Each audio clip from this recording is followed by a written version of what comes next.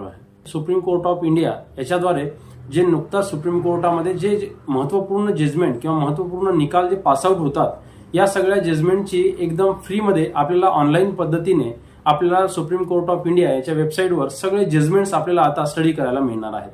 त्यामुळे यापूर्वी जे अनेक लॉ स्टुडंट्स किंवा ॲडव्होकेट्स आहेत जे हे जजमेंट रीड करण्यासाठी किंवा हे जजमेंट पाहण्यासाठी एक पेडेबल ॲप्लिकेशन, पेडेबल साइट्स असे खूप मोठ्या प्रमाणामध्ये पैसे देऊन हे जजमेंट वाचत होते। आता ही माहिती आपल्याला सुप्रीम कोर्ट ऑफ इंडिया यांनी एकदम फ्रीमध्ये अवेलेबल करून दिली आणि एकदम इझिली।